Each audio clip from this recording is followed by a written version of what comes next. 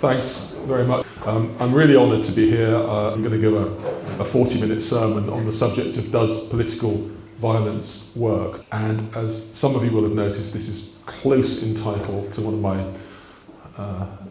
pathetically selling books called Does Terrorism Work? But I'm going to talk about more than just terrorism today, because I want to reflect on some of the relationships between different kinds of political violence. So in order to give you a sense of where we're going through the sermon, there are going to be 5 points to what I say, or 5 sections of it. And the first 4 points are going to be why I think the question about efficacy is important. The second point is going to say, why is it a difficult question to answer? This is particularly thinking about terrorism and whether it works. The third section of the talk will be about how I think we should go about answering it in a serious-minded way. The fourth point will be, at the risk of meaning that none of you do buy my book, it'll be what I think the answer is to the question. And then fifthly, I want to reflect on other kinds of political violence more directly, particularly some thoughts about war and about the extent to which political violence in war works or not. So I'm going to talk mainly about terrorism in the first 4 points and then about war in the last one. But I would want to stress at the start that in using the term terrorism, I'm not suggesting that it's really the right word. It's one of those words like radicalisation that is the wrong word, but we're kind of stuck with it. And I used to write about political violence without using the word terrorism at all. I wrote a book on the IRA some years ago and basically didn't use the word terrorism because it seems to me that the word terrorism carries with it such a negative connotation that if I say that Peter is a terrorist, the assumption is I'm saying he's a bad guy. In other words, there's a value-laden quality to it, and I thought it was better to avoid it. But now I've changed my mind on that, because the point is the word isn't going to go away. And if you leave discussion of non-state political violence to people who are happy with the word terrorism, you're kind of leaving it to Fox News and to Sebastian Gorka and others, and I don't think that's what I want to do. So I'm going to discuss the definition in a bit, but the first 4 issues of the talk will be about terrorism, and the 5th will be more specifically about war. But in all of this, I hope what I'm saying has some relevance to different kinds of political violence: state, non-state, local, national, international, and how they relate to each other. So first part of the sermon, why does the question, does terrorism work or does political violence work?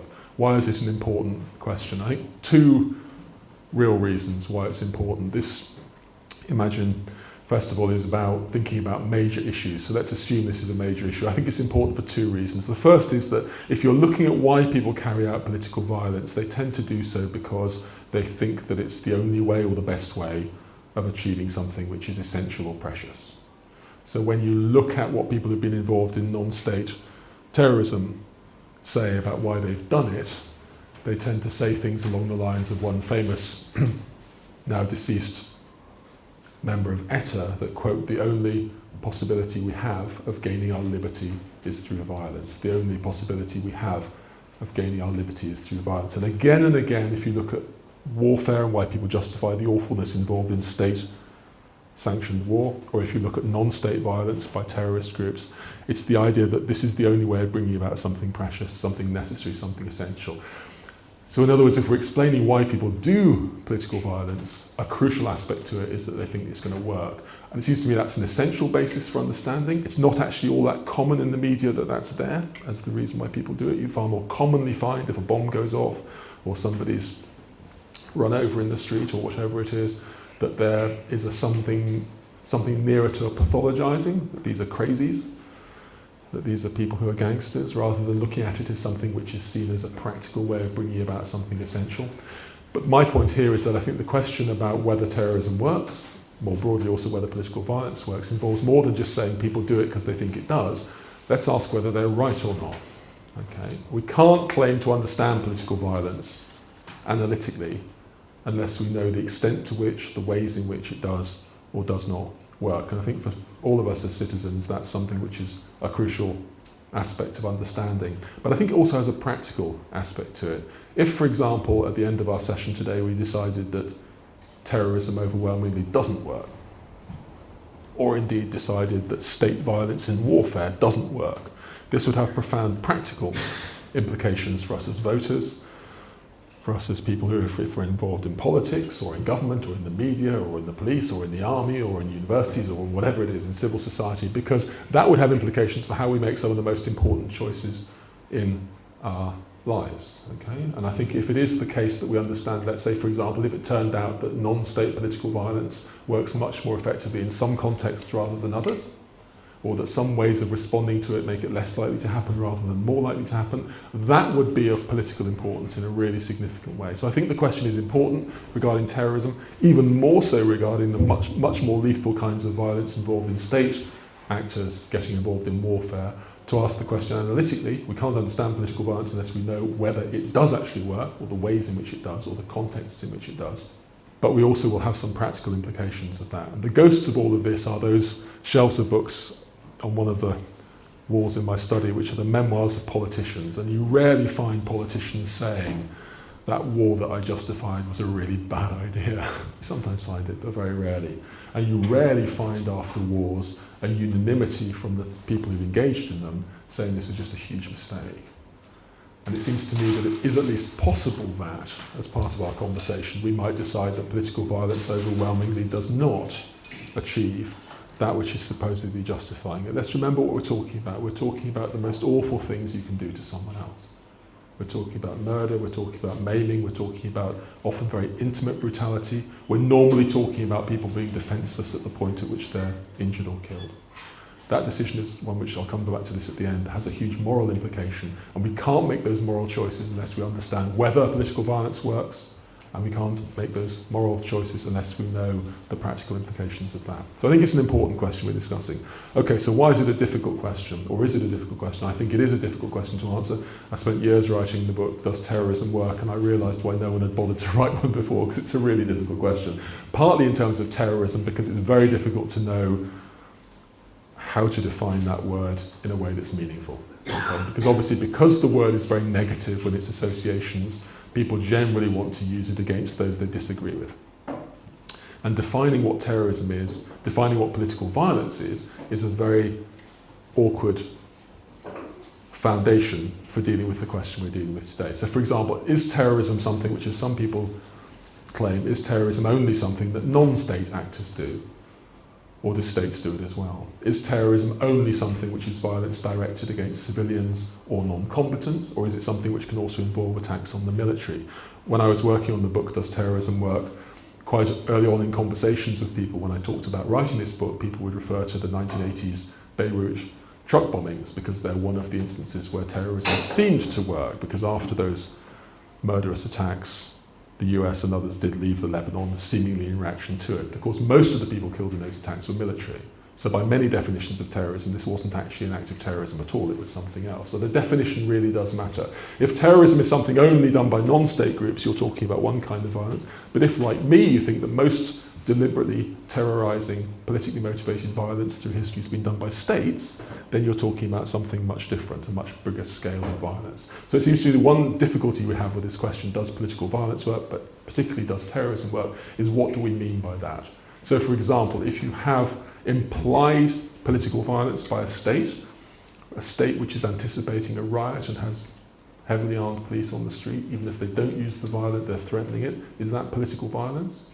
What is it we're defining? And I think you have to be very precise about that. What I mean by terrorism is politically motivated violence of various different kinds, but in the book, Does Terrorism Work?, I'm mainly focusing on non-state groups, not because I don't think states do it, because I think it's very difficult to write about the state and the non-state actor in the same book. But I think the crucial point here, and if there's one thing I hope you will take away from this talk, above all the other points that I make, it's that the relationship between non-state actors and states is what really changes history, rather than non-state violence itself. Okay, so even if you look at this century and the last century, both of which began with acts of famous terrorism, the assassination in 1914, which was the trigger for the First World War, the 9/11 atrocity in September 2001, which started this century off. In both of those cases, the merciless violence involved in those acts wasn't what changed history. What changed history was the state responses to it. Catastrophically in the case of the First World War, I think pretty catastrophically in the case of the responses to 9/11, and I think we haven't yet seen the full outworking of the legacy of the responses to 9/11, which I think will get more egregiously bad in future years. But the key thing is it's a relationship between different actors which defines it. Okay? So I think if we're looking at the definition, it's really important to ask the question who it is we're talking about, what kinds of violence. And when I talk at the end of the talk about war, I'm going to be broadening it out to think about what states specifically do. But in all of our discussion of terrorism, I think we need to think about the ways in which the relationship between state and non-state actor is crucial. So if you're looking at why people justify violence from non-state perspectives, Bin Laden, quote, "Why are we fighting and attacking you? Because you attacked us." Okay, first, they can continue to attack us. Sheikh Yassin, one of the Hamas leaders, "We have the right to retaliate if they kill our civilians and target them." Again and again, the idea that you've done something wrong against me and I can react to it is why non-state actors engage in violence. But similarly, if you look at state violence, very frequently it's because of the non-state provocation. Why did the war on terror, which involved massive state violence, rightly or wrongly, why did that occur? Because of the atrocity of those murderous attacks on the day that Bin Laden called Holy Tuesday in 2001. So it's about the relationships which fuel it, but I think you have to be precise about what you define. The second thing why it's difficult is it's difficult to know what working means. So commonly when you have asking the question, does terrorism work or does political violence work, people come up with a straightforward answer. Yes, it does. Look at Martin McGuinness, people will frequently say. Or, no, it doesn't.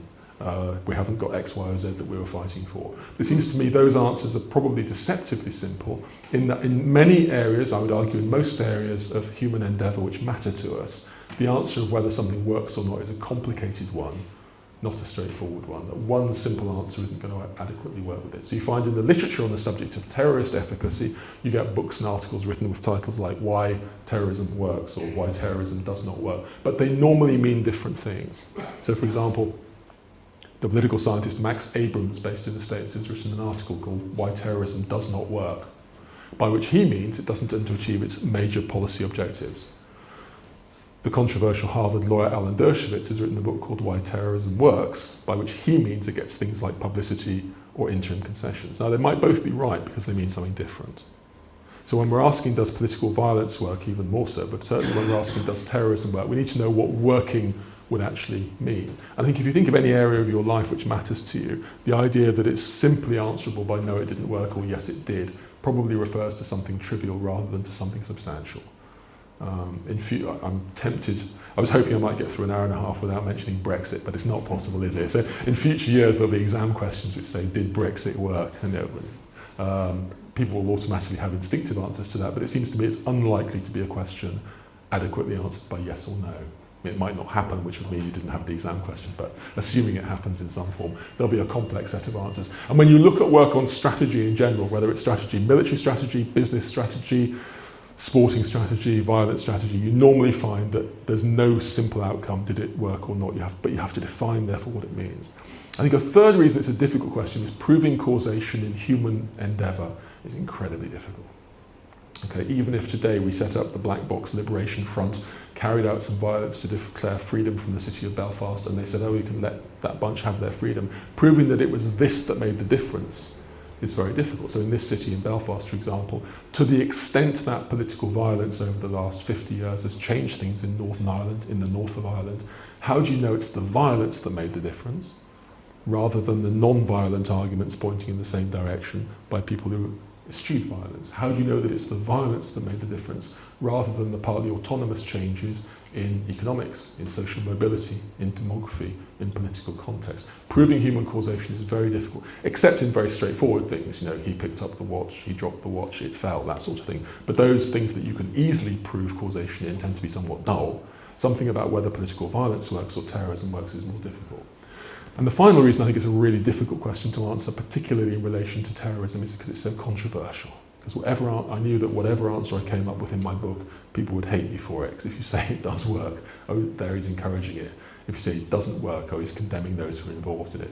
I was very proud of one of the reviews of my book, which described it as being morally repellent, which I took as a real compliment, because I've got accused of lots of things in the past, but generally being morally repellent is not something that has come in. So I like to add new abuse when I can get it. But what this guy meant was that I seem to be treating terrorists as if you need to discuss them calmly rather than with moral outrage, which I thought was kind of part of the point of being a professor, because anyone can go down the boozer and say, I think it's horrible when someone gets blown up. It seemed to me important to look at it dispassionately.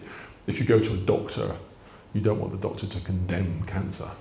You want to thump the table and say it's a many-headed hydra of evil that must be got rid of. You want them to give you some kind of diagnosis, explanation, and possibly even remedy. And I think the same is true here. Because I recognise that in this city, of all cities, it's a very sharp-edged question, because everybody in this city has some connection to some of the loss that it's experienced in our lifetimes. But it seems to me the fact that it's a controversial question means it's probably a more important one to answer, rather than we should shy away from it. So, first part of the sermon, I think it's a really important question. I think it relates to all sorts of things that are happening as we switch on our phones and look at the news around the world. I think unless we can think about this question calmly, we're going to continue getting the world wrong. Those of you who know me know I'm instinctively a pessimist about our species. I think that we need daily redemption for our lack of capacity to improve things. It's a grim prediction to make. I think this century is going to be even worse than the last one, which is quite an achievement if you think of what happened in the last 100 years. This is going to be worse, okay? I also think in the future, if there's anyone left in 200 years, they'll look back and say, were these people really discussing Brexit while they were destroying the planet through climate change? Did they really want to talk about the backstop while over 3 million children were dying of avoidable hunger and disease around the world? For goodness sake. But anyway, I think there are things where we're going to make this worse this century. We're going to make it much worse unless we think about political violence, what it actually achieves. And I want to talk about war at the end specifically, because I think that's the most dangerous. I think it's a difficult question, but I think that's the reason we should address it, even though it's one which makes it more complicated. And I think it's something which therefore involves us thinking, thirdly, how should we try and address the question, does terrorism work or does political violence work? And I'm going to suggest, first of all, that I think we need a framework for what working might mean. And I think there are 4 main layers to that. I think the main objective of those who engage in serious political violence is to bring about strategic victory. So the top layer of what working would mean would be that you wanted to achieve, in Hamas's case, the destruction of Israel and the establishment of an Islamic Palestinian state covering Mandate territory. You carried out your violence, it happened, you got your result. In the 1930s and 40s, you might have wanted to carry out violence in order to establish an independent Israeli state, which would give a space for Jewish people to have their identity protected. You carry out violence and it happened. In other words, strategic victory will be you get a victory, you get what you want. Right? I think that's quite rare, as I'll say in a minute. The second level would be what I'd call partial strategic victory, which would be where you get a kind of decaffeinated version of this. So you might not get the destruction of Israel and the establishment of that Palestinian state, but you might get a 2-state outcome which gives you certain kinds of control in Gaza or the West Bank, and you think it might not have happened but for the violence. You might not get, and I'm not saying that's what I think will happen, but you might not get an independent Basque state covering all of the Basque provinces in France and Spain, but you might accelerate the likelihood of a greater respect for Basque culture within Spain. Again, I'm not saying that's what I think has happened, but that's an argument which I have heard put by some Basque separatists. You might not get a united Ireland, but you might claim that the acceleration of reform in the north is something which has been brought about through the pressure of violence. And again, that's not an argument I'm saying I agree with, but it's one which has been very forcibly made to me. You might have the argument that loyalist violence has made it less likely that a united Ireland would be conceded by the United Kingdom state, and that therefore that has been something which doesn't involve victory, because you would rather not have, if you're a loyalist, presumably you'd rather not have seen Martin McGuinness in any position of political power. You'd rather not have seen some of the changes that had been made in Northern Ireland, but you might claim you got a partial version of what you wanted. I think partial strategic success can also involve what you might call secondary goals. So you might not get rid of the state of Israel, but you might get revenge against Israelis. You might not destroy America, but you might damage it. And there's no doubt that some of the enthusiasm that that very small minority of Muslims globally who supported Al-Qaeda's violence welcomed, some of the celebration of it was due to the damaging lashing out at America. Bleeding America to the point of bankruptcy was the way bin Laden put it, which didn't happen, but they did celebrate the fact that bin Laden's and his colleagues' work did damage America in terms of hitting it psychologically, hitting it economically. So you might get revenge and you might sustain resistance. Thirdly, I think in addition to political violence, working strategically or partially strategically, there's the tactical level. I think 9/11, for example, which was a hideous event morally, clearly, and I think which was strategically very unsuccessful. I don't think 9/11 meant that America was less involved in Muslim countries. I don't think that 9/11 meant that there was a renaissance of a certain kind of Salafism. I don't think 9/11 meant that apostate regimes in Muslim countries were removed. But tactically, there is no question that 9/11 was a huge success. Indeed, it went beyond that which they seem to have anticipated. Small number of people, the people involved in making that happen, fewer than the people in this room. Okay, very inexpensive.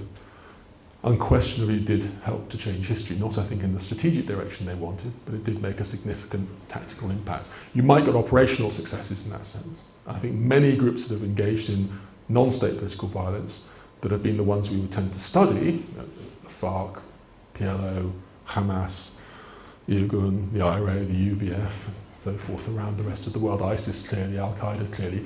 They're important because they have at least some kinds of tactical operational successes. They also frequently get publicity, and one of the many things that violence does secure for you, particularly if you're not powerful enough to have your own state, is publicity. So how many people around the world have heard of ETA in a way they've not heard of the PNV, the Constitutional Ba'ath Party that was vastly more popular for the most part during ETA's violence than ETA. I travel around the world a fair amount. The two people from this city of whom people have most commonly heard are George Best and Bobby Sands. And I think that it's clear that there are more people who've heard of the IRA than the SDLP, and if you said to people, can you name 20 people from either of those groups, people would be more easily able to get at least near to 20 IRA people than to 20 SDLP people, even though during the Troubles the SDLP overwhelmingly, repeatedly, again and again and again, had more supporters in the Northern nationalist community than the IRA. In other words, you do get publicity, you do get people noticing you. I think you also get tactical successes in the sense of undermining opponents. And here I think one of the things which, I'll come back to this in the third part of the talk, or the fourth part of the talk, when I try and talk about how I think this has worked in practice. You very frequently find that non-state actors will do things that provoke states into undermining themselves. So I think, for example, in the War on Terror, which I think had some successes, had some failures. One of the things that was undoubtedly a failure was the degradation of the ways in which Western liberal democracies felt they should treat people. The way in which in the United States of America there was a redefinition of what torture meant to try and make it more and more difficult for something to be described as torture. Okay, and that undermined, in the public view, in my view rightly, to the extent that it happened, it undermined what those states stood for, because it seemed to remove the Weberian distinction between states as legitimate wielders of force and non-state terrorists as illegitimate wielders of force by doing things which are manifestly out of tune with the way you think you should treat people normally as a liberal democracy. So you can get tactical successes, operational, publicity, interim concessions. You take someone hostage, you get money. You take someone hostage, you get your prisoners released. You can get publicity. You can gain control over populations through violence, and you can gain a strengthening of your organisation through gathering money. So there are non-trivial tactical things. And the fourth level, in addition to strategic success, partial strategic success, tactical successes, I think there are also what you might call inherent rewards. And I'm not saying people do violence primarily because it psychologically feels good, or they're excited, or they like the comradeship, or they like the buzz, or they like the money, or they like the friendships, or whatever. But those things are non-trivial. Certainly when you look at memoirs of people who've been involved in non-state violent groups, exhilaration, the sense of being part of something righteous, the shift from deference to defiance, the shift from triviality to something more significant are important aspects which can be sustaining of groups. I think when we look at these fourfold things, strategic, partial strategic, tactical, inherent rewards, I think they also apply to different kinds of political violence. Okay, I think, for example, if you're looking at the way states engage in warfare, you can get a strategic victory, you can get an outcome which is exactly what you want, or you can get a partial strategic victory, which is like a compromise, but it's nearer to what you wanted than you think you would have got without violence. Or you can get some secondary goals, where you can redefine a particular region, or you can redefine a particular actor. You can certainly have tactical successes in terms of some of the violence you've carried out and its particular effect, and there are unquestionably some inherent rewards. Huge inherent costs, of course, as well, because people involved in violence suffer terribly through what happens to them, but inherent rewards for it as well. So if we're thinking about how states respond to terrorism, for example, there's a lot more going on in counter-terrorism than just countering terrorism. So for example, if you're involved in, during the last 20 years, if you're involved in the economics of producing drones, the war on terror will have gone better for you than for most people. There's a non-trivial economics to this, as there is to warfare. Okay, in other words, there are ways in which all sorts of inherent rewards can come out of things. Some people have a good war, and I'm not being facetious. It's me recognising that there are different inherent rewards in this for all sides. So, we're getting through the sermon. It's an important question, if you believe me. It's a difficult question. You have to believe me on that because I spent years with my beard going grey writing a book about it.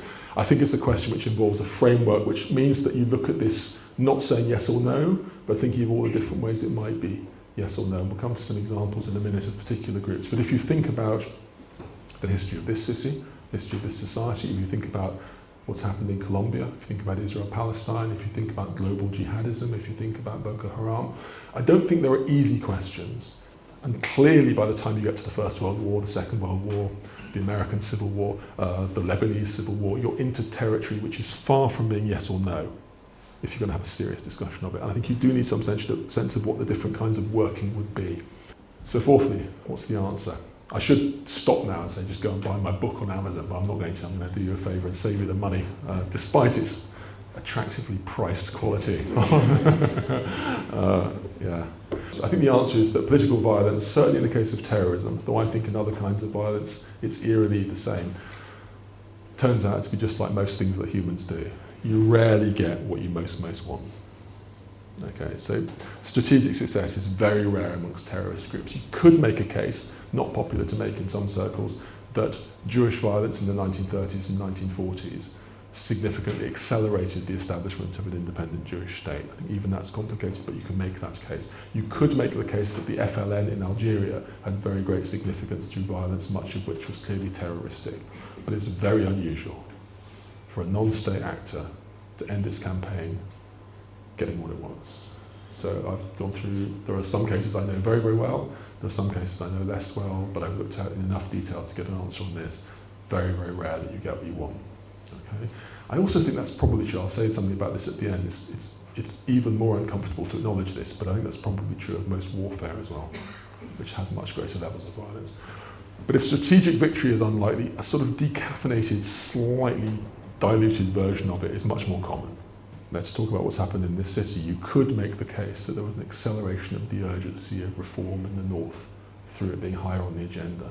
And people have claimed that there was a sense of that having represented an acceleration of nationalist redress agreement. You could make the claim that one of the reasons that there has been a shift in terms of Israeli popular and political opinion in terms of attitudes towards certainly Gaza and to some extent the West Bank is because of the persistence of Palestinian violence making it a pressing issue which will not go away. And you certainly get secondary goals. Revenge is the one. Again, this is the pressing thing to comment on. One thing terrorist groups and certainly one thing warfare brings about very repeatedly, very successfully is the secondary goal of revenge. I might not get the destruction of America that I wanted. Interestingly, bin Laden, who I think I never met him. I know people who did, and I never met him myself. I wish I had. I suspect he's rather an intriguing fellow for all of the iniquitous things that he did and supported. Bin Laden's grasp of international politics is pretty ropey. Okay, quote, "We believe that America is weaker than Soviet Russia." Good luck with that one. Okay, but it does seem to me that there is a sense that while not destroying America, there was a jolt to American self-confidence and to the American economy, which was non-trivial through that atrocity. And I do think that it has had an effect which involved getting revenge on Americans, which is good enough for some of them. And if you look at some of the literature from Hamas warriors, again, you wander around with these quotations in your head when you write these books, but there's one very blunt Hamas statement, quote, "I hate Jews and at any opportunity I have I will kill Jews," says this particular Hamas member. In other words, whether or not you destroy Israel, having a go at Jews might be something which gives you some satisfaction. That's much more common. So the strategic victory, the top level, is very rare. More likely you'll get the second, more still you'll get the third. In other words, you might not get a strategic or even partial strategic victory, but you will have a good chance of some tactical successes. What will those look like? If you're one of the organisations or one of the conflicts we're actually interested in, because it's become important enough to discuss, you'll have got some stuff right. And that is true of, clearly ETA have fizzled out now, but they did manage to pull off some extraordinary acts tactically in terms of operations. The IRA has for the most part ceased to exist in a meaningful sense, but it did carry out some acts of sustained violence against a moderately sized and major state over a generation. Some of those tactical operational acts were very successful. Likewise the FARC. Even the Baader-Meinhof group are much less major organisation than those I've just mentioned, did manage to carry out some things which were not only eye-catching, but somewhat daringly effective at a tactical level. And gaining publicity is probably the thing at tactical level which is most common. The media don't always deal with this in ways which help, because I think there is a tendency to exaggerate the significance and to some extent the bogus glamour of those who are involved in it. So with the Boston Marathon bombing some years ago, there was a rather good article which some of you will have read in the Rolling Stone, and the article was actually very calm and measured, but the cover picture of the brother made him look kind of cool.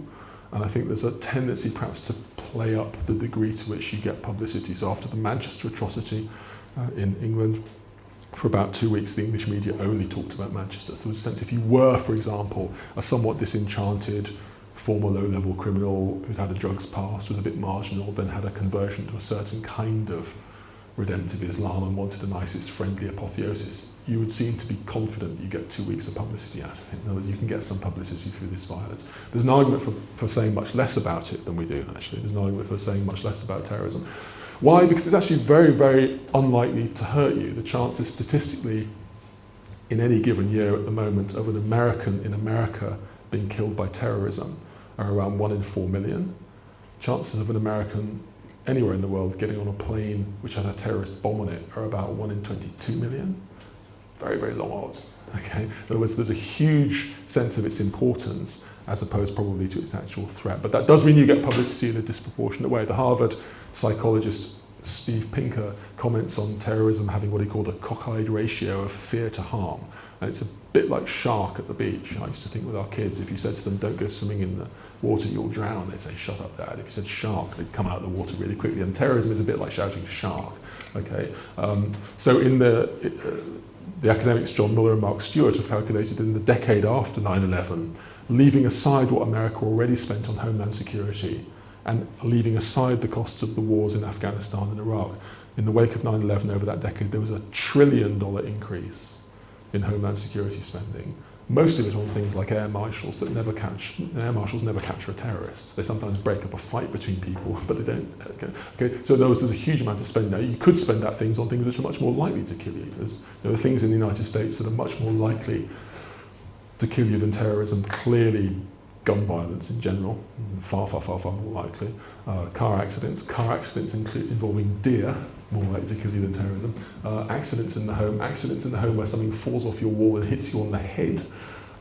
Deaths by drowning in the bath. My favourite is that you're more likely by far in America to be killed through autoerotic asphyxiation than through terrorism. And yet, I think the war on autoerotic asphyxiation is unlikely, though having said that, who knows the way politics are going at the moment. It might be that that's what the Democrats come up with to try and get rid of President Trump, is that you have a war on this, but I think even that's unlikely. My point is that publicity is something you do secure, and similarly I think when you get to the last level, inherent rewards, you find it's a very mixed bag, as it is in life. Does football work for footballers? Yes, if you end up with a very successful career. No, if you don't. Does boxing work for boxers? Yes, if you're fighting in Vegas for millions. No, if you're fighting in Wolverhampton Leisure Centre for 50 quid. Okay? Does academic life work? Yes and no. There are inherent rewards and inherent costs. So in other words, terrorism, but I think this is true of political violence more generally, turns out to be incredibly normal. And whereas most people think that when you say people who carry out political violence are normal, just like everyone else, they find it slightly depressing because it seems more comforting to think there's this other species of people who are kind of crazy or out there different. Actually, the truth is we know this isn't the case. Okay, it's normal, and it turns out it's just like most things you do. You rarely got what you really, really, really, really want and what justifies it ultimately. Get a more decaffeinated version of that and pretend that's what you wanted all along and maybe get some secondary goals. Certainly some tactical successes, but you'd never probably have started it just for the tactical. And if you're lucky, you'll get a good war. If you're unlucky, you get a bad war. And what we tend to find is that as in so many kinds of human endeavour, we post hoc rationalise in ways that change what we really wanted, so that we make it seem more justifiable to have done what we've done, because we claim we got more of that than we thought than in fact we did. Or we said that what we said we really wanted wasn't what we really wanted, we're just using that as a bargaining chip, and what we really wanted was the thing we actually got. So it turns out that terrorism is much like business. Fifthly, and then I'll end, let's talk about political violence more generally, and particularly a few reflections on war. None of them popular when I make them normally, but maybe they will be today. Let's see. First of all, there's a depressing disjunction between the reasons that states say they go to war and the historically emergent reasons for the thinking which actually took them to war. In other words, the multi-causality behind going to war rarely is a coextensive circle with why you said you did it. And why you said you did it is almost always much more noble and lovely than the reasons you actually did it, which are much more messy and morally jagged. There's an equally depressing disjunction between the reasons that people fight in war and either of those, either the ostensible reasons or the state reasons. And people fighting in war is often to do with things which are quite banal in terms of politics. Bunch of mates joining up together, you're bored, you need the money, an inspiring cousin said you should join up or do it. So why did we go to war and why we actually went to war are only partly overlapping circles. And why people actually fight and keep fighting in them is only a partly overlapping circle with either or both of those. Worse still, what we say afterwards about why we did it and how it turned out and what we achieved is only partially related to any of those either. So people don't want to remember that the reason they joined up wasn't anything to do with the cause, it was because of X, Y and Z that had nothing to do with it. And they certainly don't want to remember that there was a disjunction between what they were supposed to be fighting for and what they're actually doing it for, nor do they want to acknowledge that actually what happened was much more messy. So if we're having this conversation in Warsaw, even the war, which is the just war, you know, if you want a just war, you always invoke Hitler after a while. Before long, you get to Hitler and say, well, you know, that was the case where pacifists have a really difficult job because, you know, what sort of world would you have had if everyone had responded pacifically to that monstrous man? And of course, if you're sitting in Warsaw, you say, well, actually, yeah, of course, we're delighted that the Nazis got beaten, but look how it ended for us. You know? And if you look at the relationships of people to even that egregious regime, the Nazi regime, as research again and again across countries, including every country that I've looked at, people's actual reactions at the time turn out to be much less conveniently morally hostile to the Nazis than they seem later on when everyone claims they were in the resistance. Okay? In other words, I think there is a way in which we misrelate why we do it to why we claim we do it, and why people actually fight in it and how we remember it, which is a long-winded way of saying that war turns out to be much less justifiable in most cases you look closely at in terms of achievement of otherwise unachievable things than we'd like to remember. Okay, which is one of the reasons why I think this morally really matters. And I think you see this in our lifetimes in recent discussions. So I remember very clearly the justifications around the very complex issue of the US and its allies going to war in Iraq in 2003. And I don't think it was a simple thing. I think there were reasons which are quite sustainable for thinking that it was worth considering. I wasn't in favour of the war myself. I certainly think in terms of fighting terrorism, it was a disastrously ineffective thing, but there were other reasons for going to war. But if you listen to the rhetoric, we now know, and anyone who's bothered to read through the Iraq War inquiry knows very, very clearly, there was an awful lot of prestidigitation and fancy footwork in terms of justifying things at the time. And more and more of that will become common. And how it's ended up, which is still, of course, unfolding. Again, not a straightforward thing. I think there were good things achieved and some disastrous consequences which are burning as we speak. But it does seem to me that the why is it claimed you're doing it, why are you actually doing it, why are people actually fighting in it, and what do we remember about it are circles which need to be much more aligned if this is going to be a justifiable human awfulness than they tend frequently to be. And I think that's even the case with the war against the Nazi regime. The two other points I'd make on war, and then I'll finish. One is that I think far more that happens in war needs to be recognised as being terroristic than is fashionable to say.